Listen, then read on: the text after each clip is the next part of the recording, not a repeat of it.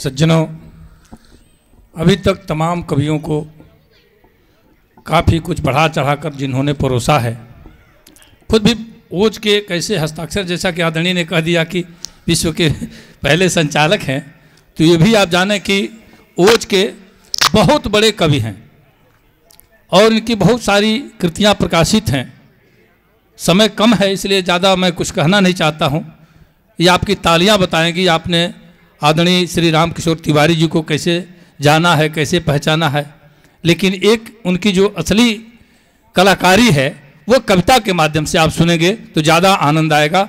मैं निवेदन करता हूं सादर आदरणीय तिवारी जी से, और आपकी तालियां भी इसमें शरीक हो जाएं कि तिवारी जी आएँ और अपने काव्य पाठ से सबको और भी ऊंचाई तक पहुंचाए इस मंच को। आदरणीय श्री राम किशोर तिवारी जी। दो चार लोग तालियां बजा दो, चीज शुरू करें। परम सम्मानित मंच, कार्यक्रम की अध्यक्षता कर रहे परम आदरणीय राय साहब, श्रद्धेय श्रीवास्तव जी, प्रमोद जी, सभी भाइयों, मिश्रा जी ने बहुत अच्छी गज़लें पढ़ी हैं और सभी ने अच्छा पढ़ा है।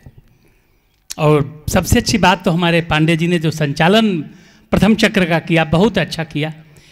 हमने तमाम कविताएं लिखी हैं देश के शहीदों पर, चंद्रशेखर आज़ाद, महाराणा प्रताप, भगत सिंह, पन्ना धाय, लेकिन चूंकि बात चल रही थी बड़ी देर से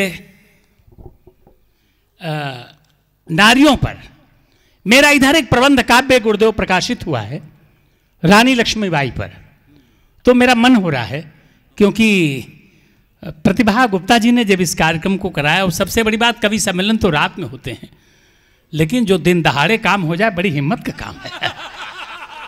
दिन दहाड़े है ना, ये दिन दहाड़े कार्यक्रम करवा लिया, तो ये बड़ी बात है साहब। एक बार तालियां आपके सम्मान में हो जाए। तो मैं सोच रहा हूँ कि सोच करके आया था कि मैं ये पढ़ूंगा, मैं महाराणा प्रताप पढ़ूंगा, मैं भगत सिंह पढ़ूंगा, लेकिन मैं बदल करके हमारी पुस्तक अभी पिछले 2-3 वर्षों में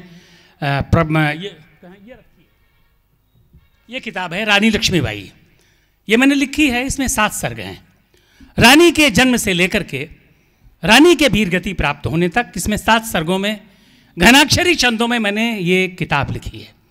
मेरा मन हो रहा है कि चूंकि इसी के कुछ छंद में पढ़ूं, फिर कभी मुलाकात होगी तो मैं आपको सुनाऊंगा। फिर कुछ विलंब भी हो रहा है, चौथे सर्ग के कुछ छंद पढ़ता हूं, बस जैसे सभी कवियों के कृपा की है, 10 मिनट हमें भी दे दीजिएगा। ये घनाक्षरी छंद है, मंच के लोग जानते हैं। ऊपर वाली पंक्ति में 16 अक्षर, नीचे में 15 अक्षर, थोड़ा मीटर का ध्यान रख करके मैंने लिखा, सुने। डलहौजी रानी को चिट्ठी लिखता है कि झांसी तुम्हारे क्षेत्र में नहीं रहा, तुम किले से बाहर जाओ, झांसी से बाहर जाओ, यहां अंग्रेजों का शासन होगा। उस चिट्ठी को रानी पढ़ती है। रानी को लगा कैसे, अगर इन छंदों में रानी का शौर्य, रानी की चेतना, रानी की मातृभक्ति आ गई हो, तो इस बाराबंकी के राम किशोर तिवारी को अपना आशीर्वाद देना, ताकि इस कविता को मैं पूरे देश में पढ़ सकूं। सुनिएगा, एक एक शब्द सुने, मंच के लोग सुने। कि लाल लाल आंखें हुई भौहें हो गई कुटिल, गुरुदेव, लाल लाल आंखें हुई भौहें हो गई कुटिल, बोली झांसी नहीं दूंगी प्राणों से भी प्यारी है। लाल लाल आंखें हुई भौहें हो गई कुटिल, बोली झांसी नहीं दूंगी प्राणों से भी प्यारी है।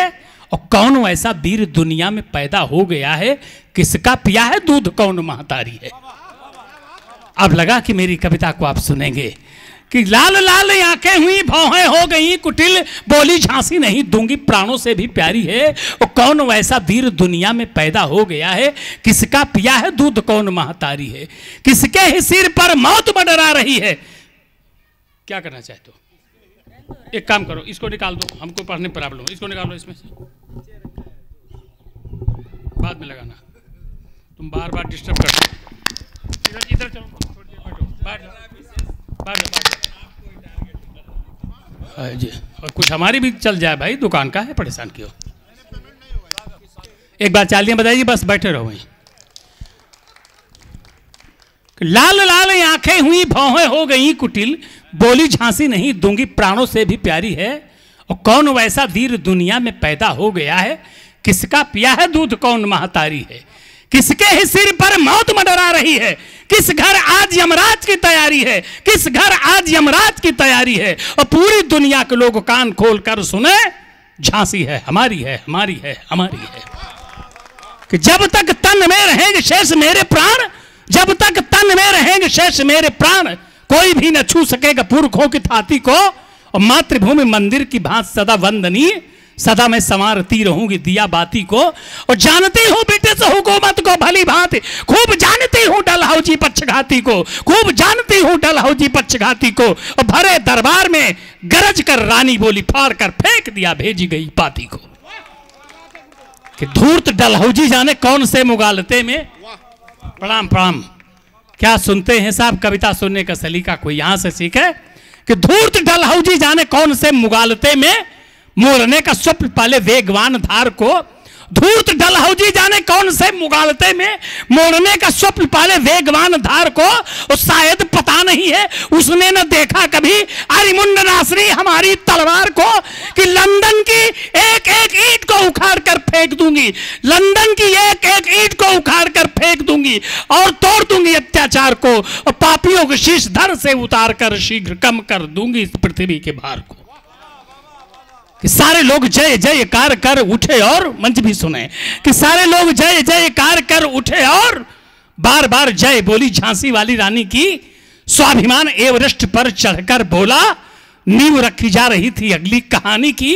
बच्चा बच्चा बोल उठा, झांसी नहीं देंगे हम, कसम शिवा की और कसम भवानी की। और बेतवा की लहरों ने कहा, झांसी नहीं देंगे, कसम बुंदेलखंड वाले इस पानी की। और इस छंद में युद्ध की तैयारी का एक छंद देख लें। आदरणीय गुरुदेव, बड़ी खुशी की बात है आज जिनके कदमों में बैठ करके हम लोगों ने कविता सीखा, उनकी उपस्थिति है। दूरभाष पर आशीर्वाद मिलता रहता है। तैयारी का एक छंद देख लें कि योगियों पुजारियों ने छोड़ जप तप यज्ञ, हाथ लिया तलवार ललकारते हुए। योगियों पुजारियों ने छोड़ जप तप यज्ञ, हाथ लिया तलवार ललकारते हुए। और सारे ही नमाजियों ने कहा, रण क्षेत्र में ही पढ़ेंगे नमाज शत्रु को संहारते हुए। योगियों पुजारियों ने छोड़ जप तप यज्ञ, योगियों पुजारियों ने छोड़ जप तप।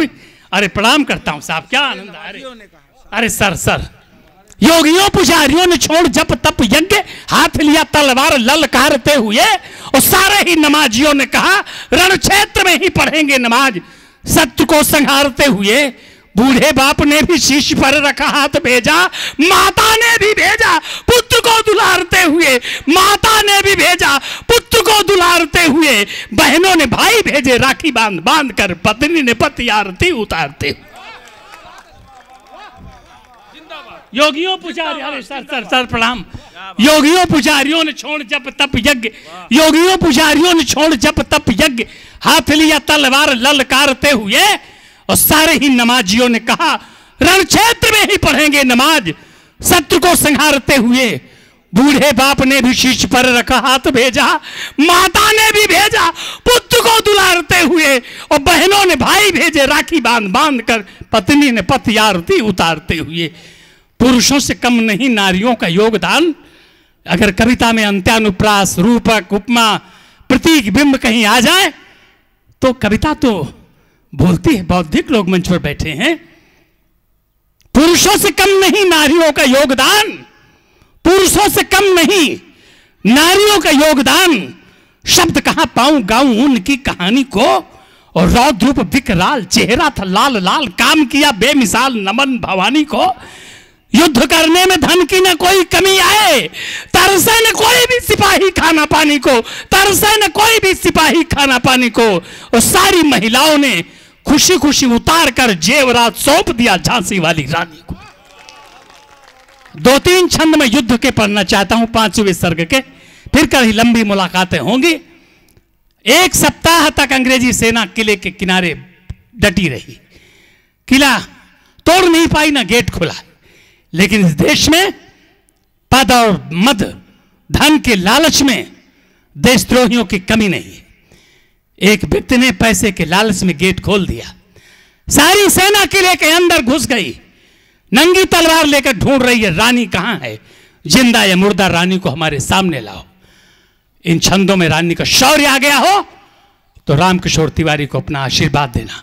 सामने से रानी आती है, दोनों हाथों में तलवार, दांत में लगाम, पीठ पर, आप सब चित्र जानते हैं। मैंने निवेदन किया कि सामने से सिंहनी दहाड़ती हुई इसी आई, सामने से सिंहनी दहाड़ती हुई इसी आई, दोनों हाथ लिए तलवार भारी भारी थी। सामने से सिंहनी दहाड़ती हुई इसी आई, दोनों हाथ लिए तलवार भारी भारी थी। दांतों में लगाम, मुखमंडल ललाम, काम करने तमाम आई लिए छवि न्यारी थी।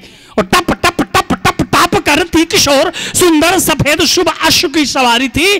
पल भर के लिए निहारने लगे स्वरूप, नारी रूप धरे मानो कोई अवतारी थी।